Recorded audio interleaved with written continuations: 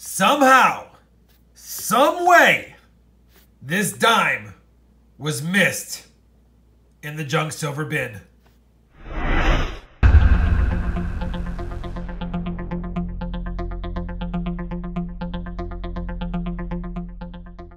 Hey everybody, it's Rob the Rob Finds Treasure, and I've got a few things I want to show you, but before I get going on to this, I want to remind everyone that when you get an opportunity, if your local coin shop or silver dealer or wherever you get your silver from allows you to kind of sort through their junk silver bins, to make sure you do that. You never know what you'll get in either a junk silver bin, a junk silver buy, or just a mass purchase of constitutional silver when you do so.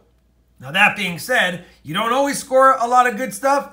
Typically you don't. Most silver dealers and coin shops do know how to cherry pick out of their bins before you get a chance to look at them. But every once in a while, you get something awesome. Always pull out anything seeded, Barbers, SLQs, anything older, Mercury dimes, just because sometimes you can get lucky, and let's face it, sometimes there's more numismatic value in the older stuff than in the newer stuff. Now, this dime is trashed. You can clearly see that there's a cut right at the date. There's some chewing on the edge.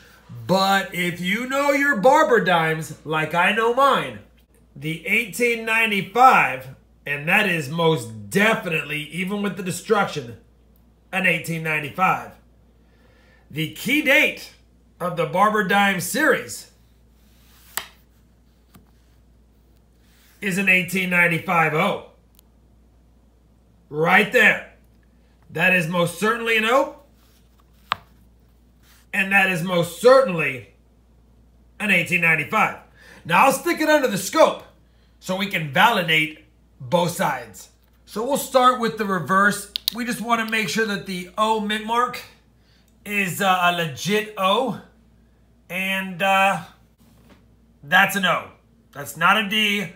That's not something tossed in there. That's been there since the coin was minted, and that is most certainly an O. Flip it over to the obverse, and I don't think you could make an argument that that is any other date than an 1895. We've got the telltale hook here on the 5. You can clearly see that it's a 5 here. This ding, I think, although it destroys the value on this coin as far as its condition, and so does a lot of the other damage, I think that that ding might have been my saving grace for being able to cherry pick this coin out of a junk silver bin. Now, a lot of you who don't know are like, Rob, I see a dinged up 1895-0 Barber dime. What's so special about it? 1895-0 dime regular strike. Obviously, mine's not as nice as this bad boy. But if you bring it up, even in fair or poor condition, you got a couple of $100+ coin. Matter of fact, one sold just over a year ago, graded 2 for $200. Now, mine is damaged. But at the end of the day, it's got a legible date and a legible mint. We're talking about a $250 to $450 coin that I got for $2. So I just wanted to bring you guys in on this video. I know it's a short one, but to let you know that double check your junk silver bins. You never know. This is definitely one of the hardest Barber dimes to get. Think about it. 440,000 minted. Unbelievable. The 1895-0 is on my key date mat for my stacking silver mat. And I didn't have one for my book. And even though it's not in the best shape, I don't know if I could afford one in better condition.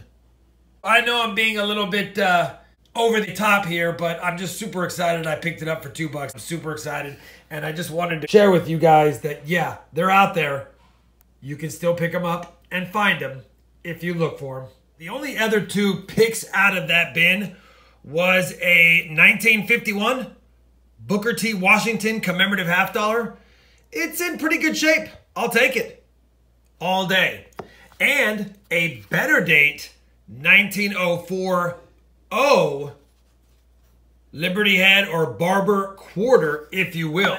The PCGS price guide value of a 19040 regular strike better date, even in G4 condition, is $21. G4 condition. And I think with the slight bit of the L in Liberty displayed on his headdress, you can see the LI in Liberty. That would qualify this somewhere between good 6 and VG8. So definitely a $20 to $25 coin all day that we got for $5.50. And then of course the commemorative in this condition is probably a $15, $20 coin that we got for 10 bucks or so, 11 bucks. So not too bad. They're not as great as pickups as this one, of course. Of course.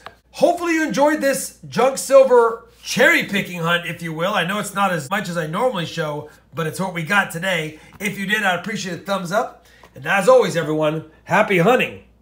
And thanks for watching.